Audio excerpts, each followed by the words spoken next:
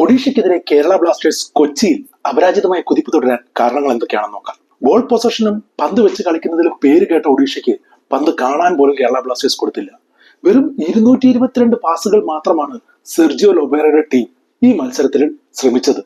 ഏറ്റവും കുറവ്, അതായത് സെർജിയോ ലൊബേറയുടെ ചരിത്രത്തിൽ തന്നെ ഏറ്റവും കുറഞ്ഞ നമ്പരാണ്. അവരുടെ പ്ലേ മേക്കറായ അഹമ്മദ് ജാഹു ശരാശരി 90 തവണയാണ് ഒരു മത്സരത്തിൽ പന്ത് ടച്ച് ചെയ്യുന്നത്. എന്നാൽ കേരള ബ്ലാസ്റ്റേഴ്സിനെതിരെ വെറും 30 തവണയാണ് അദ്ദേഹം പന്ത് കണ്ടത്.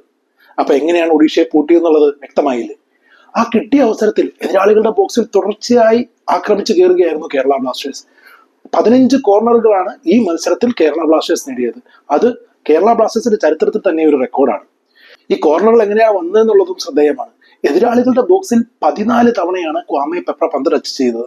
അത് ഒരു റെക്കോർഡാണെന്ന് നമുക്ക് വിചാരിക്കാമായിരുന്നു. പക്ഷേ നോവ സദുയി 15 തവണ പന്ത് എതിരാളികളുടെ ബോക്സിൽ ടച്ച് ചെയ്ത് ആ റെക്കോർഡ് 1ഉം 2ഉം സ്ഥാനം കേരള ബ്ലാസ്റ്റേഴ്സിന്റെ താരങ്ങളുടെ പേരിലാക്കി. ഇനി ഗോൾ വന്ന വഴി നോക്കുകയാണെങ്കിൽ ആദ്യ ഗോൾ വന്നത് എങ്ങനെ ക്യുക്കായി കളിക്കണം എന്നുള്ളതിന്റെ ഉത്തമ ഉദാഹരണമായിരുന്നു.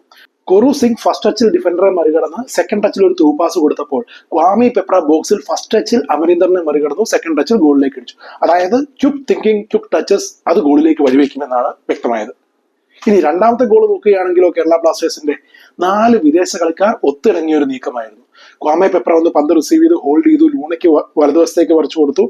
വലതുവശത്ത് നിന്ന് ലൂണയുടെ മനോഹരമായ ക്രോസ്, സെക്കൻഡ് പോസ്റ്റിന് ഒരു അല്പം വെളിയിലായി നോവ ബോക്സിലേക്ക് തിരിച്ചുവിടുന്നു. ഫസ്റ്റ് ടച്ചിൽ ഹിമിനസ് ഗോൾ അടിക്കുന്നു. അതായത് 4 വിദേശ കളിക്കാർ എങ്ങനെ ആക്രമണത്തിൽ ഒത്തിണങ്ങി ഗോൾ കണ്ടെത്തും എന്നുള്ളതിന് നല്ല മികച്ച ഉദാഹരണമായിരുന്നു അത്.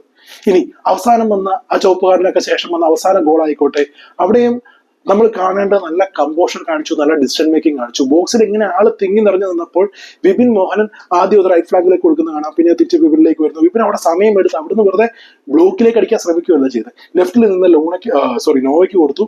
നോവ അവിടുന്ന് അവർ നല്ലൊരു കേളർ ശ്രമിച്ചു, അതൊരു ചെറിയ ഡിഫ്ലക്ഷനോടെ ഗോളിലേക്ക് മാറി.